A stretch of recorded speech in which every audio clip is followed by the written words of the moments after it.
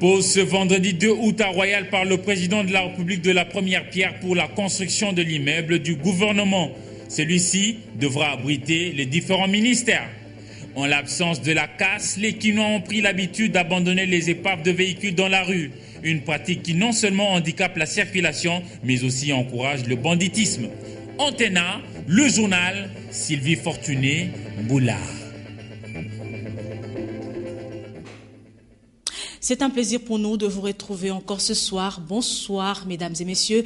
Bienvenue à cette grande session d'actualité sur Antena, la télévision de référence. Le projet de construction de l'immeuble du gouvernement sera bientôt concrétisé. Le président de la République, Joseph Kabila, a procédé ce vendredi 2 août 2013 à la pose de la première pierre. C'était au quartier royal dans la commune de la Gombe. Patricia Moulengombolekuni et Blaise Lunda. C'est ici que sera érigé l'immeuble du gouvernement de 8 niveaux destiné à abriter 8 cabinets ministériels. Le président de la République, Joseph Kabila Kabange, s'est personnellement déplacé pour poser la première pierre, ce en présence de membres du gouvernement, des sénateurs et quelques personnalités. Ce futur bâtiment, situé en plein cœur du centre-ville, va comporter un sous-sol dans lequel il sera installé les services techniques, un rez-de-chaussée, une agence de banque, un restaurant, une mezzanine et 8 étages pour les cabinets ministériels. Les travaux à réaliser se présentent comme suit. Les travaux de fondation, la maçonnerie des gros œuvres, le revêtement sur les murs, la toiture, la menuiserie, la quincaillerie et la vitrerie, l'électricité, la climatisation, la plomberie, la peinture, la téléphonie interne et l'aménagement extérieur. Le taux d'occupation d'espace prévu au sol est de 40% et représentera une superficie totale bâtie de 23 329 mètres carrés. Le coût de travaux de construction de l'immeuble du gouvernement est élevé à 24 milliards de francs congolais et les travaux vont durer 20 mois. Ces bâtiments est conçu dans une forme équilibrée et symétrique de façon à rendre fluide son fonctionnement.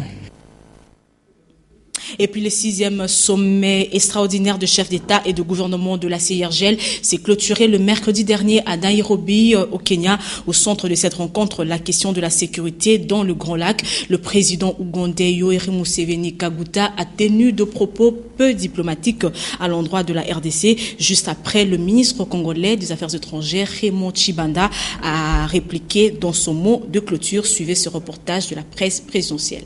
Extraordinaire de la conférence internationale sur la région des Grands Lacs, CIRGL, s'est ouvert mercredi 31 juillet 2013 dans la matinée en la salle de conférence de l'Office des Nations Unies à Nairobi, capitale du Kenya. Cérémonie inaugurale qu'a présidé le président en exercice Yoweri Kaguta Museveni en présence de 2 chefs d'État, Uhuru Kenyatta du Kenya et Michel Djotoja de la République centrafricaine, de Mary Robinson, envoyé spécial du secrétaire général de l'ONU, de plusieurs officiels, délégués, experts et du ministre des Affaires étrangères, de la coopération internationale de la francophonie de la RDC, Raymond Tshibanda Ntunga Mulongo, représentant personnel du chef de l'État Joseph Kabila Kabange, à la tête d'une forte délégation congolaise. Ces assises de haute portée politique et diplomatique ont porté essentiellement sur la situation sécuritaire dans l'est de la République démocratique du Congo et dans la région des Grands Lacs, l'évaluation de l'accord cadre et d'autres questions essentielles liées à l'Afrique centrale. Au cours de la cérémonie inaugurale, 6 discours ont été prononcés et 3 interventions ont été faites du haut de la tribune. Il s'en dégage, il est vrai, la volonté de l'Afrique tout entière, de l'Union africaine, de la CIRGL, de l'ONU, des hauts responsables et des participants au sommet à sortir du bourbier de la violence pour la paix, socle du développement intégral dont les populations de l'Est de la République démocratique du Congo et de la sous-région ont besoin pour leur épanouissement. Le 6e sommet extraordinaire insiste que le déploiement de la brigade d'intervention rapide soit accéléré de manière que celle-ci soit opérationnelle tout en privilégiant aussi les solutions politiques et diplomatiques et de tourner définitivement la page des guerres fratricides et de mettre fin aux groupes armés. À la tribune, une demi-douzaine de personnalités se sont succédées. Le président Uhuru Kenyatta a plaidé pour l'union et l'unité, une démarche qui aide à résoudre les crises que connaît l'Afrique. Il a loué les efforts de la CIRGL et des instances africaines et internationales. Le représentant de Mme Nkosazana Zuma, Laman Ra, commissaire chargé de la sécurité et de la paix à l'Union africaine, ont mis en exergue le rôle de cette organisation africaine et son implication dans la résolution de la question sécuritaire en RDC et dans la région des Grands Lacs. Madame Mary Robinson, envoyée spéciale secrétaire générale de l'ONU, a insisté sur la nouvelle dynamique d'éradiquer la violence cyclique à l'est de la RDC. Elle a demandé aux États de ne plus soutenir les groupes armés. Elle souhaite vivement l'aboutissement des pourparlers de Kampala. L'oratrice a rappelé que la guerre cesse et que l'appui aux groupes armés s'arrête pendant que la mise en place de l'accord cadre se concrétise, a-t-elle conclu. Pour elle, le M23 doit arrêter les activités de guerre. Ntumba Loba, secrétaire exécutif de la CIRGL, a mis en relief l'application de la tolérance zéro contre toutes les forces négatives pour une région pacifiée et stabilisée à la longue. À son tour, Madame Saleh Wek, directeur général de l'Office des Nations Unies à Nairobi, a expliqué la tâche qu'exécute l'ONU pour la paix et la sécurité en Afrique. Le Soudan du Sud et la République du Soudan, par l'entremise de leurs représentants, ont confirmé leur volonté de privilégier le dialogue, la coopération et la paix. Le président centrafricain Michel Djotoudja a parlé du processus électoral de son pays et des efforts fournis pour la stabilité. Cette séance d'ouverture a été assurée par le président ougandais Yoweri Kaguta Museveni, qui, dans son discours, a fait des déclarations peu diplomatiques sur la situation du Congo-Kinshasa qui ont nécessité la mise au point de la République démocratique du Congo par l'entremise du ministre des Affaires étrangères de la coopération internationale de la francophonie Raymond Tshibanda-Ntunga Moulongo à la clôture du 6e sommet extraordinaire de la CIRGL sur le site Windsor Golf Hôtel de Nairobi en fin d'après-midi. Et là, le communiqué final que Mme Amina Mohamed, secrétaire de cabinet du ministère des Affaires étrangères du Kenya, a lu, a marqué la fin de ces assises de Nairobi.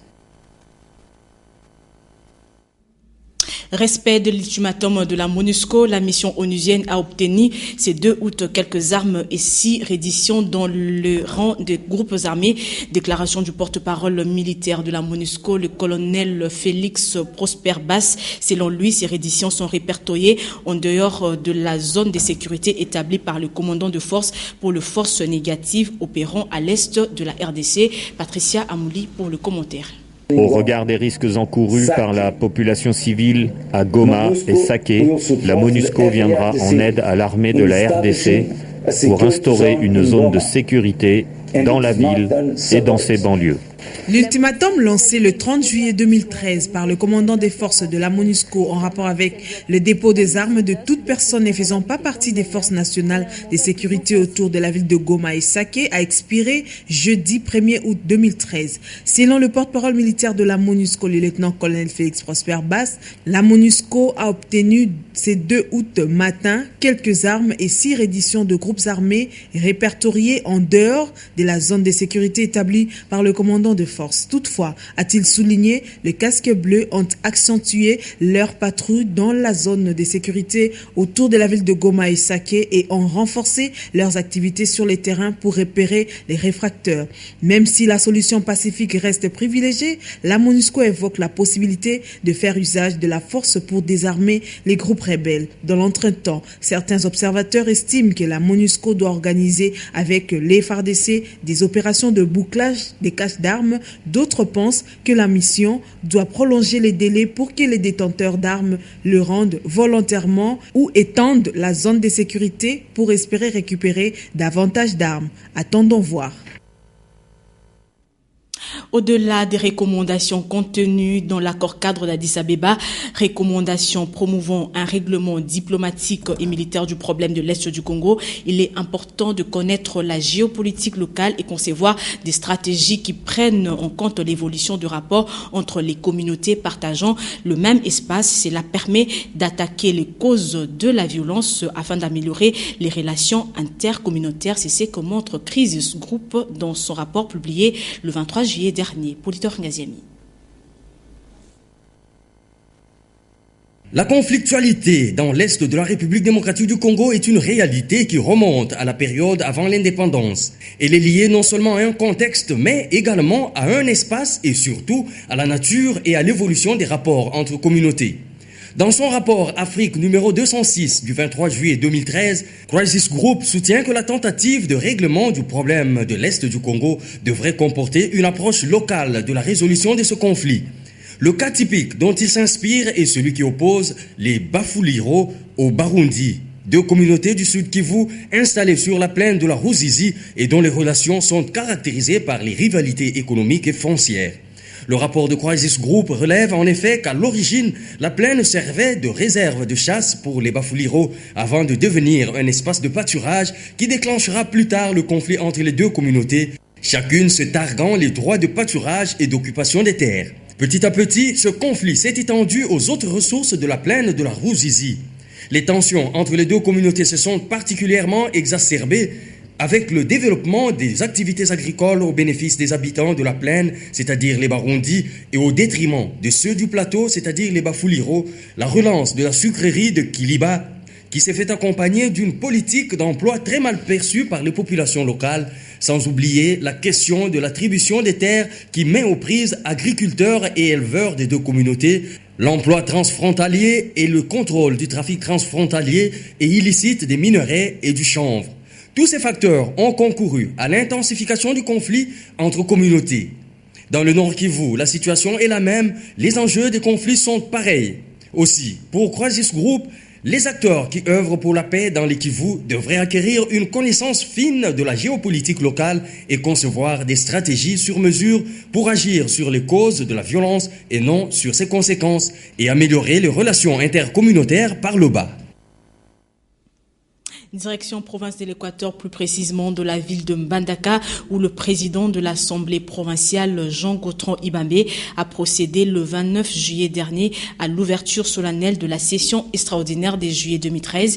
Si en présence du gouverneur nouvellement élu, Louis Alphonse Koé-Gallo, un seul point était à l'ordre du jour de cette session, sollicité du reste par la lettre du gouvernement adressée à l'Assemblée le 23 juillet 2013. Il s'agit donc de l'approbation du programme du gouverneur et l'investissement des ministres. Au sujet de la formation du gouvernement, ici est de noter que c'est depuis hier 1er août 2013 que le chef de l'exécutif provincial de l'Équateur a publié son gouvernement composé de 10 ministres dont 9 hommes et une femme. Ainsi sont nommés ministres Lieli Walieli à l'intérieur, sécurité et ordre public, Emmanuel Baligaza aux finances, budget, économie et commerce, Janine Otoyo Makado aux genre, famille, enfants et nouvelles technologies, Lukulufa Ilende, commerce, énergie, mines et hydrocarbures, David Diaz-Yambo à l'agriculture, pêche, élevage et développement rural, pour ne citer que cela. Nous y reviendrons. Nous sommes à Kinshasa, qui ressemble désormais à une carcasse des véhicules réclamés par la CAS. C'est le cas de le dire dans certains de ces quartiers tels qu'à Binza Pompage, dans le rue et avenue parsemées d'épaves de voitures qui perturbent la circulation des passants et de conducteurs. Nos reporters sont descendus sur le terrain pour s'en apercevoir. Vanessa Leta, Patricia Molengombo Lekune et Juzen Belebele. De plus en plus dans la ville de Kinshasa, des épaves des véhicules sont abandonnées le long des avenues. Pour le conducteur et propriétaire, c'est la manière la plus simple de s'en débarrasser une fois qu'il se trouve dans un état d'inopérationnalité.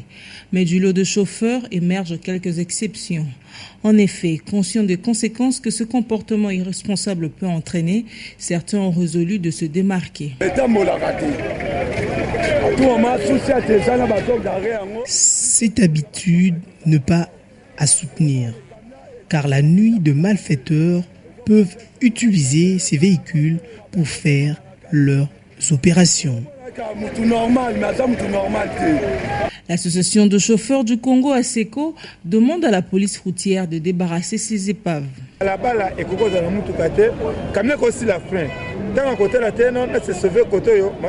Nous sommes contre ces phénomènes et demandons à la police routière d'intervenir.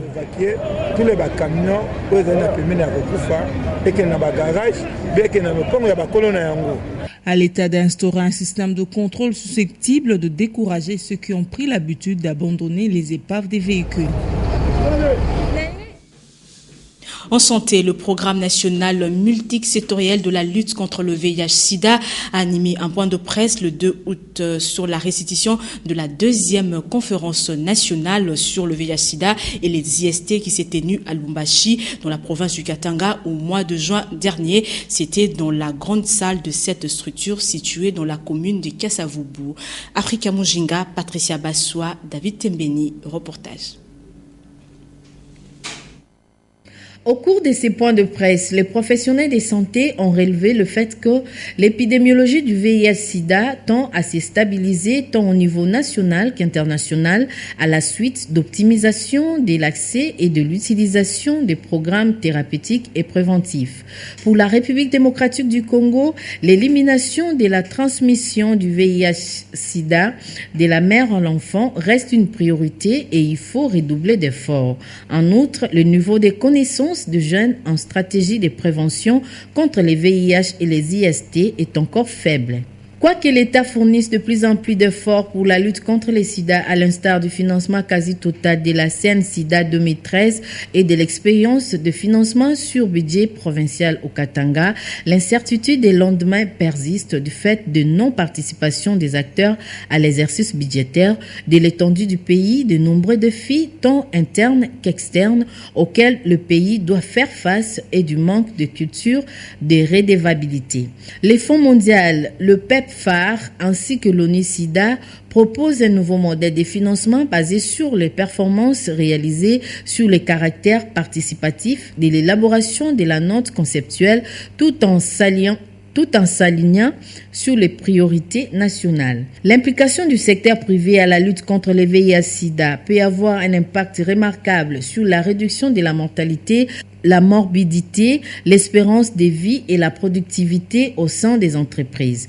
Il convient de rappeler que plusieurs résultats étaient attendus à la fin de ces assises, notamment l'identification des stratégies novatrices susceptibles d'influencer positivement la riposte en matière de lutte contre les VIH-Sida, ainsi que la marche vers l'initiative Génération sans Sida. Et chaque année, la République démocratique du Congo, de concert avec la communauté internationale, célèbre la semaine mondiale de l'allaitement maternel le 7 premiers jours du mois d'août. Le thème retenu pour cette 21e semaine est soutenir l'allaitement aux côtés de mères. Pour ce faire, le ministre de la Santé publique, Félix Kabange Numbi, a fait son allocution à ce sujet. Suivez. Le lait maternel comporte plusieurs avantages et constitue une protection contre la morbidité, car il est prouvé qu'avec une couverture de 90% d'allaitement maternel exclusif, la communauté réduit de 13% la mortalité infantile. Ce taux peut aller jusqu'à 50% pour la mortalité due à certaines maladies telles que les diarrhées. Dans notre pays, selon les dernières enquêtes nationales mixtes 2010, seulement 37% d'enfants reçoivent exclusivement du lait maternel de 0 à 6 mois. Ce chiffre, quoique supérieur à la moyenne sous-régionale d'Afrique centrale, qui est de 24%, est de loin inférieur à 90% pour influencer significativement et de façon globale la mortalité infantile dans notre pays, estimée à 97% selon Mix 2010. Pour accélérer la pratique correcte de l'allaitement maternel, notamment de l'allaitement exclusif de 0 à 6 mois, le ministre de la Santé s'attelle à mener 2 actions essentielles au courant de l'année 2013. Il s'agit de, premièrement, l'élaboration des directives appropriées à l'intention des zones de santé pour activer l'initiative des hôpitaux amis des bébés. Il s'agit de rendre les zones de santé capables de promouvoir l'allaitement maternel à travers l'initiative des hôpitaux amis de bébés au sein de toutes les structures sanitaires des zones de santé et dans les communautés de base par des relais communautaires. Deuxièmement, le renforcement de la collaboration intersectorielle dans la mise en œuvre du code de commercialisation des substituts du lait maternel pour éviter des abus qui entravent auprès des mères la pratique correcte de l'allaitement maternel exclusif jusqu'à 6 mois. L'allaitement maternel est une affaire de tous. Chacun est censé s'engager à soutenir les mères dans la pratique correcte de l'allaitement sur l'ensemble du territoire national. Voilà, le ministre de la Santé publique Félix Kabange-Numbi était au micro de Patricia Bassoua. Et en sport, le tout-puissant Mazembe croise les bottines avec le rabaïste de FUS du Maroc. C'est samedi 3 juillet 2013 au stade Mazembe de Kamalondo en match de la deuxième journée comptant de la Coupe de la Confédération africaine de football. Patrick Borel-Mukendi vous présente la force en présence de deux équipes. Suivez. Pour ce samedi 3 août, en match aller de la Coupe de la Confédération face aux Marocains de FUS de Rabat, le coach des tout-puissants Mazembe Anglebert, Patrice Carteron, composera son 11 de départ sans son métronome capitaine Trésor Poutou, suspendu par la CAF suite à un carton rouge reçu avec les Léopards de l'RDC dans la rencontre retour du CHAN contre le Diable Rouge du Congo-Brazzaville. Nonobstant les trésors nationaux, l'entraîneur de Corbeau a une équipe solide, armée jusqu'aux dents, occupée à plus forte raison s'imposer devant une équipe rabaïste qui sort d'un nul face aux Tunisiens du club africain. Le coach rabaïste Jamal Selami, conscient de l'enjeu du match, a amené une équipe de FUS costaud pour contrer la machine à but de noir et blanc de la province cuprifère du Katanga. Jusque-là, les 4 formations, à savoir tout-puissant Mazembe de l'RDC, FUS de Rabat du Maroc, Entente Sétif de l'Algérie et le club africain de la Tunisie, n'ont grappillé qu'un petit point dans leur jeu vestiaire. Cela fait montre que cette rencontre sera de haute facture. Le chairman Moïse Katumbi Chapoué a lancé un message aux supporters congolais de soutenir à corps et à cri l'unique représentant de la RDC aux compétitions africaines. Le match Mazembe-FUS de ce week-end sans d'ores et déjà la poutre au cardiaque de s'abstenir. Une page rose dans ce journal avant de passer à autre chose. Jean-Louis Miaswekama, journaliste rédacteur en chef chargé de questions économiques à la télévision Antena, et Aimé Milolo se sont dit oui pour la vie. Ce bonheur a été partagé avec les familles, amis et connaissances hier jeudi 1er août. Ils ont rompu avec le célibat. Ils se sont dit oui pour la vie. Ainsi s'accomplit le verset biblique tiré dans du livre de Genèse qui dit « L'homme quittera son père et sa mère et s'attachera à sa femme et les deux deviendront une seule chair. » Jean-Louis et Aimé sont désormais unis par le lien du mariage. Après l'église, les familles des mariés, les collègues de service ainsi que les amis et connaissances ont partagé la joie à la soirée dansante leur offerte par les heureux mariés avec des cadeaux, les repas et aussi les pas de danse. Nous vous proposons de suivre l'ambiance qui a régné à la salle Pascal Niembo avec ces images de Pepito Matondo.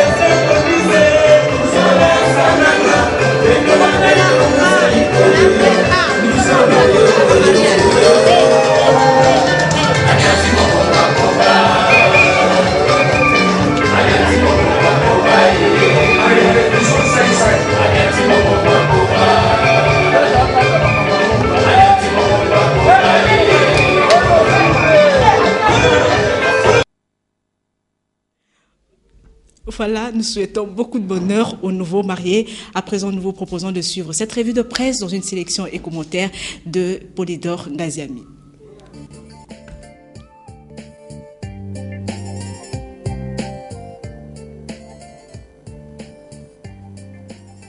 Les parutions de ce 2 août sont revenues sur l'ultimatum de la MONUSCO lancé mercredi et expiré hier jeudi, exigeant aux groupes armés de déposer les armes. D'aucuns s'attendaient voir la mission onusienne enclencher, à l'expiration du dit ultimatum, la traque des groupes armés du Nord Kivu, dont le M23 écrit le vrai modérateur. Mais en réalité, poursuit-il, il ne prévoyait que la mise en place d'une zone de sécurité autour de Goma, loin des positions tenues par les groupes armés de la région. La ligne rouge à ne pas franchir étant ainsi tracée sur l'axe Goma-Saké, aucune présence des groupes armés n'est plus tolérée sur la zone considérée. Il s'agit là du premier test d'efficacité de la brigade spéciale de la MONUSCO face aux groupes armés comme l'affiche les dépêches au Brazzaville. Tout porteur d'armes qui osera dorénavant se hasarder dans ces périmètres sera considéré comme une menace imminente de violence physique contre les civils. Première étape pour la MONUSCO, elle pourra étendre progressivement sa zone d'influence en tenant compte des réalités du terrain, indique le quotidien, citant le général Alberto dos Santos Cruz. Le M23 de son côté se dit non concerné par cet ultimatum, peut-on lire à la une de Géopolis Hebdo. Nous considérons que cette mesure ne nous concerne pas car nous ne sommes ni à Goma ni sur l'axe Goma-Saké, a déclaré Bertrand Bissimois, président du M23, dont les propos sont repris par le billet hebdomadaire. Pendant ce temps, indique la manchette, le mouvement rebelle continue de bénéficier de l'appui du Rwanda qui recrute pour lui. L'information est confirmée par les experts des Nations Unies et les autorités congolaises. Les combattants du M23 proviennent essentiellement de la communauté Tutsi, précise à ce sujet le confrère.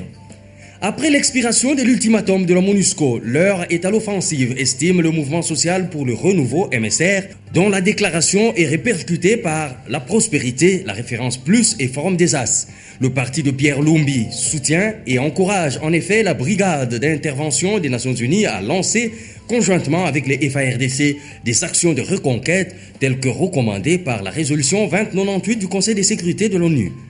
Le MSR invite les FARDC à reconquérir les territoires occupés par le M23, affiche Forum des As, et demande par ailleurs aux groupes armés qui se reconnaissent comme congolais de rendre leurs armes. Et toujours dans l'optique de la recherche de solutions aux problèmes de guerre dans l'Est de la République, le président tanzanien reste convaincu que le Rwanda et l'Ouganda doivent également parler avec leurs rebelles pour une paix durable dans les Grands Lacs. Aussi, écrit le palmarès à propos, Jakaya Kikwete promet une raclée à Kagame s'il tentait de s'attaquer à son pays. La dénonciation du représentant tanzanien lors de la réunion du Conseil de sécurité de l'ONU consacrée à la situation dans les Grands Lacs l'atteste. Enfin, la prospérité et la référence plus reviennent sur la 7e réunion ordinaire du comité de politique monétaire. Cette réunion a essentiellement porté sur l'évolution de la conjoncture économique à fin juillet ainsi que les perspectives pour le reste de l'année, indique la prospérité. Pour ce qui est des recommandations, note la référence plus, les experts ont retenu la prudence dans la consommation des réserves internationales et la modération des dépenses, recommandations se rapportant à la politique de change, ainsi que la réalisation du PTR du secteur public conformément aux prévisions, recommandations se rapportant à la politique budgétaire. Cette revue de presse est terminée. Merci de votre attention et bon week-end chez vous.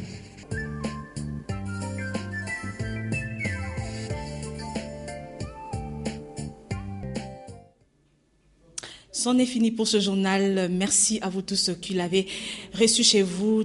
Demain à 7h, Nadia Koulafouka sera là pour vous informer. Et à 16h, Anne-Marie Ossite sera là pour le journal en lingala. Anne-Marie Ossite qui était pratiquement chef d'édition. Bonsoir et très bon suite de programme sur Antenne, la chaîne des références. Au revoir.